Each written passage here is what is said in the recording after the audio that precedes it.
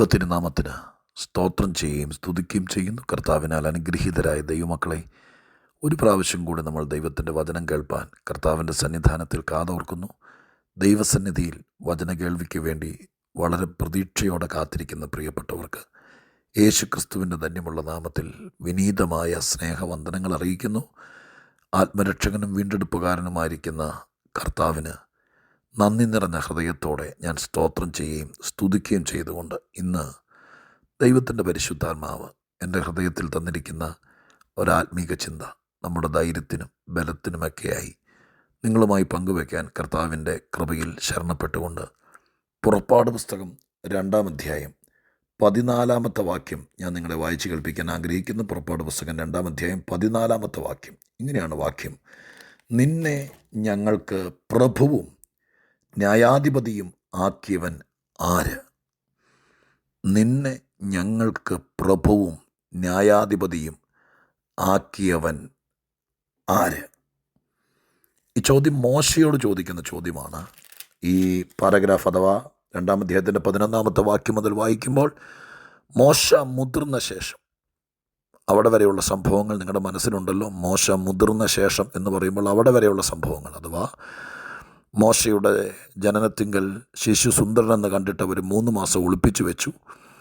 പിന്നീട് ഒളിപ്പിച്ചു വെക്കാൻ പറ്റാത്തതുകൊണ്ട് രാജകൽപ്പനയെ പേടിച്ചുകൊണ്ട് ഒരു ഞാങ്ങണ പെട്ടകത്തിനകത്ത് നൈൽ നദിയിൽ മോശയെ ഒഴുക്കിക്കളഞ്ഞു. ഒഴുകിപ്പോകാൻ ദൈവം അനുവദിച്ചില്ല. കർത്താവിന് സ്തോത്രം ചെയ്യുന്നു. ഒഴുക്കിക്കളയാനാണ് ഈ പെട്ടകത്തിനകത്ത് കൊണ്ടുവച്ചത്. പക്ഷേ ഒഴുകിപ്പോകാൻ ദൈവം സമ്മതിച്ചില്ല.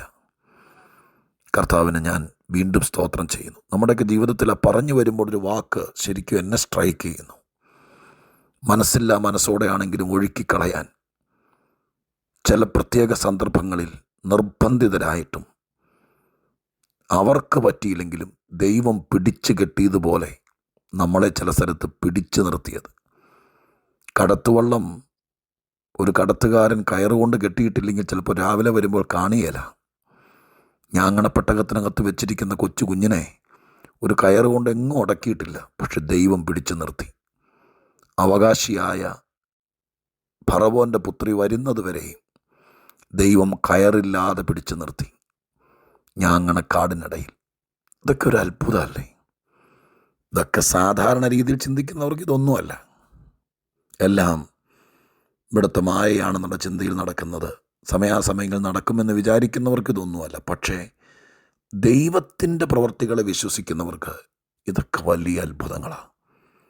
ഒഴുകിപ്പോകേണ്ട പല സ്ഥാനത്തും എൻ്റെ പ്രിയപ്പെട്ടവരെ, ഒഴുകിപ്പോകാതെ, ആരും പിടിച്ചു കെട്ടാതെ നിന്നെ എടുത്ത് കരയ്ക്ക് കയറ്റി രക്ഷപ്പെടുത്തേണ്ടവർ വരുവോളം എൻ്റെ ദൈവം തടഞ്ഞു നിർത്തിയ എത്രയോ സന്ദർഭങ്ങൾ, ഒഴുകിപ്പോകാതെ കാത്തുനിന്ന എത്രയോ സന്ദർഭങ്ങൾ, അതോർത്ത് മനസ്സ് തുറന്ന് എല്ലാവരും കൂടി ദൈവത്തിന് ഇതൊരു അനുഭവമാണെന്ന് വിശ്വസിക്കുന്നവർ, എനിക്ക് ഇങ്ങനെയുള്ള അനുഭവങ്ങൾ ഉണ്ടായിട്ടുണ്ട് എന്ന് അനുഭവിച്ചിട്ടുള്ളവർ നന്ദിയോടെ ദൈവത്തിന് സ്തോത്രം ചെയ്തിട്ട് ഞാൻ വായിച്ച വാക്യത്തിലേക്ക് വരാം. അപ്പോൾ അവിടെ നിന്ന് ഫറവോൻ്റെ പുത്രി കൊണ്ടുപോയി കൊട്ടാരത്തിൽ വളർത്തി. മോശ മുതിർന്ന ശേഷം എന്ന വാക്കോടുകൂടിയാണ് 11-ാം വാക്യം ആരംഭിക്കുന്നത്. മുതിർന്നപ്പോൾ അമ്മ പറഞ്ഞു കൊടുത്തിട്ടുള്ളതനുസരിച്ച് ഫറവോൻ്റെ പുത്രി എന്നൊക്കെ വിളിക്കുന്നുണ്ടെങ്കിലും ഫറവോൻ്റെ ചോരയിൽ പിറന്ന കുഞ്ഞല്ലെന്നും ഇവിടെ അടിമകളായി കിടക്കുന്ന ഇസ്രായേൽ ജനത്തിൻ്റെ സന്തതി പരമ്പരകളിൽപ്പെട്ടതാന്നൊക്കെ മോശയ്ക്ക് തന്നെത്താൻ മനസ്സിലായിട്ടുണ്ട്. അതുകൊണ്ടാണല്ലോ അവിടെ എഴുതിയിരിക്കുന്നത്, തൻ്റെ സഹോദരന്മാരുടെ അടുക്കൽ പോയി അവരുടെ ഭാരമുള്ള വേല നോക്കിക്കണ്ടു. അങ്ങനെ കാണുമ്പോഴാണ് ഒരു മിസ്രായിമിൻ ഒരു ഇസ്രായേലിനുമായിട്ട് തർക്കവും വഴക്കവും ഉണ്ടാകുന്നു. അങ്ങനെ മിസ്രായിമിൻ ഇസ്രായേലിനെ അടിക്കുകയാണ്.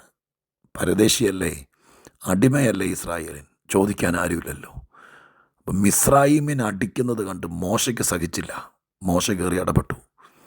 ഒറ്റയടിക്ക് മിസ്രായിമിനെ കൊന്നു. ഒരു മണൽ മാന്തി അതിൽ കുഴിച്ചിട്ടു. അടുത്ത ദിവസവും മോശ തൻ്റെ സഹോദരങ്ങളുടെ അടുക്ക ചെന്നു. അപ്പോൾ അദ്ദേഹത്തിൻ്റെ ഹൃദയത്തിനകത്ത് കൊട്ടാരത്തിൽ താമസിക്കുമ്പോഴും തൻ്റെ സഹോദരങ്ങളെക്കുറിച്ചുള്ള ഭയങ്കര ഭാരം. അതുകൊണ്ടാണല്ലോ അവരുടെ ഭാരമുള്ള വേല നിമിത്തം പിന്നെയും അവിടെ ചെല്ലുന്നത്. 2-ാം ദിവസം അവിടെ ചെന്നു. അപ്പോൾ കാണുന്നു 2 എബ്രായർ അഥവാ 2 ഇസ്രായേലിൽ തമ്മിൽ വഴക്കുണ്ടാക്കുന്നു. ആ വഴക്കിൽ ചെന്നിട്ട് മോശ ഇടപെട്ടു. കൂട്ടുകാരനെ അടിക്കുന്നത് എന്തെന്ന് ചോദിച്ചു. അന്യായം ചെയ്യുന്നത് എന്ത്? അപ്പോൾ ആ വാക്കിൽ നിന്ന് മനസ്സിലാക്കുന്നു ഇവർ തമ്മിൽ അടി കൊടുക്കുകയാണ്. ഒരുത്തനെ കുനിച്ചു നിർത്തി അടിക്കുക എന്ന് വിചാരിച്ചു. അങ്ങോട്ടും ഇങ്ങോട്ടും അടിക്കുകയല്ല, അന്യായം കാണിക്കുക. ഒരുത്തൻ ബലഹീനനായി ഒരുത്തനായിരിക്കും, ബലമുള്ള ഒരുത്തൻ പിടിച്ചു നിർത്തി അടിക്കുക. അപ്പം അവൻ്റെ അടുക്ക ചെന്നിട്ട് ചോദിച്ചു, എന്തേ കാണിക്കുന്നേ? നീ അടിക്കുന്നത് എന്ത്? അന്യായം കാണിക്കുന്നു ചോദിച്ചപ്പോൾ അവൻ ചോദിച്ച ചോദ്യമാണ് ഇന്നത്തെ ചിന്തയ്ക്ക് എൻ്റെ ഹൃദയത്തിനകത്ത് മുളപൊട്ടി വന്നത്. അവൻ ചോദിക്കേ മോശയോട്, നിന്നെ ഞങ്ങൾക്ക്, ആ വാക്ക് കേട്ടോണം, നിന്നെ ഞങ്ങൾക്കെന്ന് പറഞ്ഞാൽ ഇസ്രായേൽ മക്കൾക്ക് ന്യായാധിപതിയും പ്രഭുവും ആക്കിയതാര്? നീ ആയെന്നല്ല, നിന്നെ ആക്കിയത് ആര്? ഈ ചോദ്യം മോശയെ പേടിപ്പിച്ചു. മോശയുടെ വഴിത്തിരിവിന് കാരണമായി. മോശ ഓടിപ്പോകേണ്ടി വന്നു. ഈ ചോദ്യം നിമിത്തമാണ് ഓടിപ്പോകേണ്ടി വന്നത്. ഞാൻ ഇതിന്ന് 2 കാര്യങ്ങൾ എൻ്റെ മനസ്സിൽ തെളിഞ്ഞു നിൽക്കുന്നത് പറയാം. ഒന്ന്, ഇങ്ങനെ ഒരു കക്ഷി ചോദിക്കാനില്ലായിരുന്നെങ്കിൽ മോശ പിന്നെ അവിടെ തപ്പിക്കൂടി നിന്നേനെ, ചരിത്രം മറ്റൊന്നായി പോയേനെ. ദൈവത്തിൻ്റെ പ്ലാനുകൾ നടക്കും, ഞാൻ എപ്പോഴും പറയുന്ന പോലെ. പക്ഷേ ദൈവത്തിൻ്റെ പ്ലാനുകൾ നടക്കാൻ ചില വഴിത്തിരിവ് വേണ്ടേ?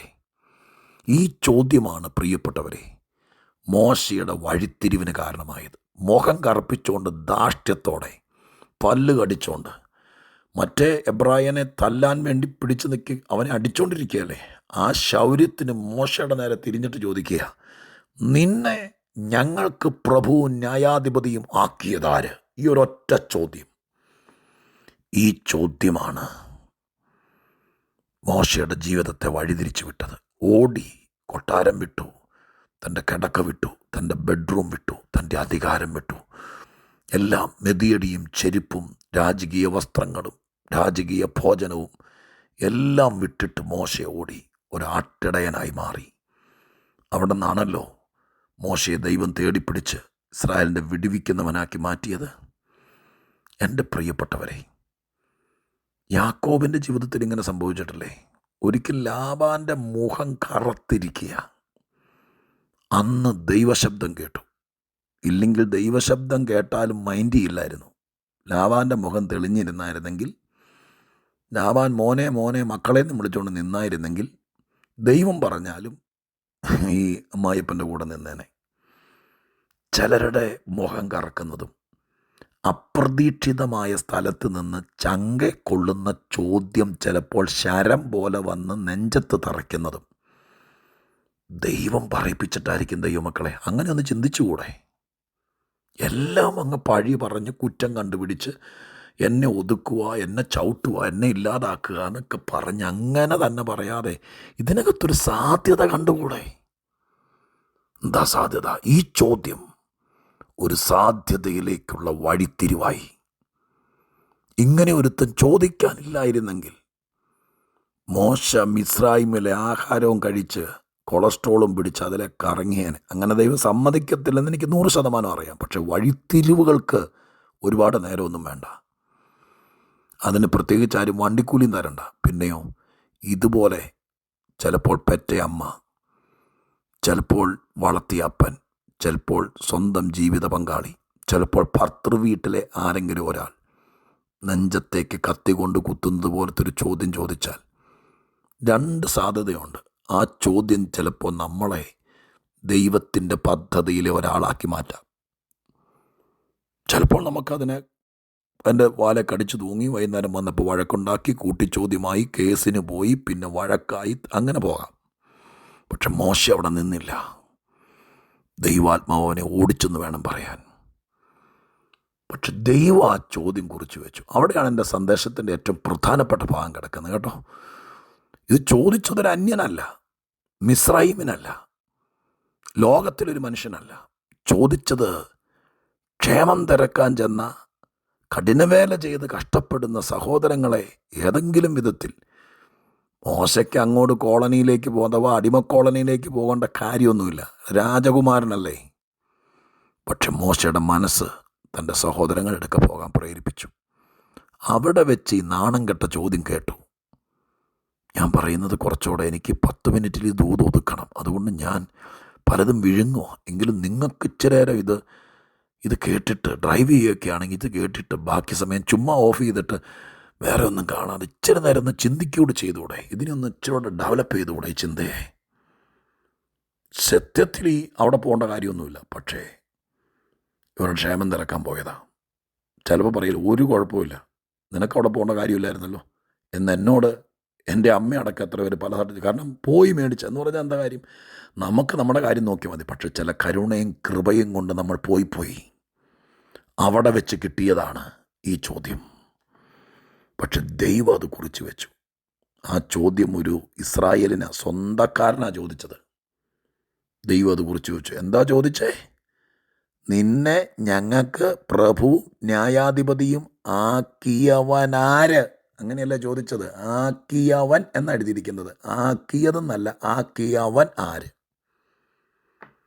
അതാ ചോദ്യം. അത് ദൈവം കുറിച്ച് വെച്ചു. വർഷങ്ങൾക്ക് ശേഷം ഈ മോശയെ തന്നെ ദൈവം ഈ ഇസ്രായേലിന്, അന്ന് ഈ ചോദ്യം ചോദിച്ചവൻ ജീവിച്ചിരിക്കുന്നുണ്ടെന്ന് എനിക്കറിയില്ല, മോശ തിരിച്ച് ഫറവോൻ്റെ കൊട്ടാരത്തിൽ ചെന്ന് ഇസ്രായേൽ മക്കളെ വിടുവിക്കുന്നവനായി അങ്ങനെ ജനത്തോട് പറയുമ്പോൾ ഈ ചോദ്യം ചോദിച്ച ചേട്ടായി അന്ന് അവിടെ ഉണ്ടോയെന്ന് എനിക്കറിയില്ല. 40 കൊല്ലം കഴിഞ്ഞില്ലേ? പക്ഷെ ഉണ്ടോ ഇല്ലയോ എന്ന് എനിക്കറിയില്ല. പക്ഷെ ഞാനൊരു കാര്യം പറയാം. ദൈവം നീതിമാനാകയാൽ ദൈവം മോശയെ അവർക്ക് പ്രഭുവും ന്യായാധിപതിയും ആക്കി വെച്ചോ. 40 കൊല്ലം മോശയുടെ വടിയുടെ കീഴെ ആട്ടിൻകൂട്ടം നടക്കുന്നത് പോലെ നടന്നില്ലേ? മറുമറുപ്പ് പെറുപെറുപ്പൊക്കെ ഉണ്ടായി. പക്ഷേ ആരായിരുന്നു പ്രഭു? ആരായിരുന്നു അധിപതി? മോശയല്ലായിരുന്നോ? ഞാനിങ്ങനെ പറഞ്ഞു നിർത്താം.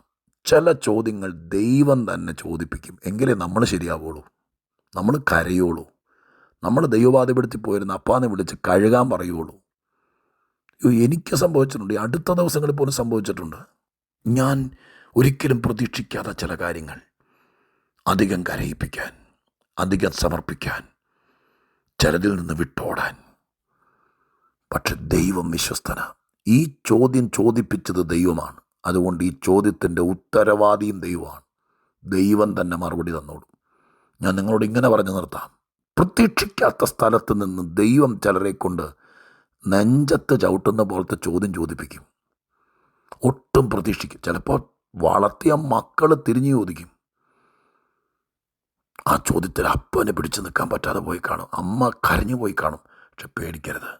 ഒരു നിമിഷം ചിന്തിക്കണം, ഇത് ദൈവം ചോദിപ്പിച്ചതാണോ എന്നെ മറ്റൊന്നാക്കി മാറ്റാൻ? അങ്ങനെയാണെങ്കിൽ ആ ചോദ്യത്തിൻ്റെ ഉത്തരവാദിത്തം സ്വർഗം ഏറ്റെടുക്കും. ഇന്നല്ലെങ്കിൽ നാളെ പ്രവർത്തി കൊണ്ട് ദൈവം അതിന് മറുപടി ചോദിച്ചവൻ്റെ കുടുംബത്തിന് ദൈവം കൊടുക്കും. ദൈവം അതിന് വിശ്വസ്തന. ബാക്കി കാര്യങ്ങൾ ഏറെക്കുറെ മനസ്സിലായല്ലോ. ബാക്കി കാര്യങ്ങൾ ഒന്നോടെ ചിന്തിക്കുക. ചിലർക്ക് വേണ്ടി ദൈവം അത് ചെയ്യും. സ്വർഗം അത് ചെയ്യട്ടെ എന്ന് ഞാൻ പ്രാർത്ഥിക്കാം. പരിശുദ്ധ ദൈവമേ, ഞങ്ങളുടെ സ്വർഗീയ പിതാവേ, അങ്ങയുടെ പദ്ധതികൾ എപ്പോഴും ഞങ്ങൾ ഓർക്കുന്നതാ. മോശയെ ഇപ്പോഴായിരിക്കുന്ന ഈ കൂട്ടിനകത്തുനിന്ന് പുറത്തിറക്കാൻ ദൈവം ചെയ്ത വൻ പദ്ധതികളെ ഓർക്കുന്നു. എൻ്റെ കർത്താവേ, ഇങ്ങനെയൊക്കെ നടന്നെങ്കിലേ മോശയെ ദൈവത്തിന് കിട്ടുള്ളൂ. ചങ്ക് പൊളിക്കുന്ന ചോദ്യം ഒരുത്തനെ കൊണ്ട് ചോദിപ്പിച്ചു. പിന്നത്തേതിൽ അതിന് മറുപടി ദൈവം തന്നെ ആ ജനത്തിൻ്റെ ഇടയിൽ കൊടുത്തു. അങ്ങ് വലിയവനാണപ്പാ, അങ്ങ് വലിയവനാണ്. ഇത് കേട്ട് സ്വന്തം ദൂതാക്കി മാറ്റുന്ന ആരെങ്കിലും ഉണ്ടെങ്കിൽ, ആരുടെയോ ചോദ്യത്തിൻ്റെ മുമ്പിൽ ഞെട്ടി നിൽക്കുന്നവരുണ്ടെങ്കിൽ അവരെ വിടുവിച്ചേക്കണം, അവർക്ക് അനുഗ്രഹമാക്കണം. ഇത് അവരോട് പരിശുദ്ധാത്മാവ് വീണ്ടും വെളിപ്പെടുത്തി കൊടുക്കണം. യേശുക്രിസ്തുവിൻ്റെ നാമത്തിൽ പ്രാർത്ഥിക്കുന്നു, കേൾക്കണേ പിതാവേ. ആമേൻ.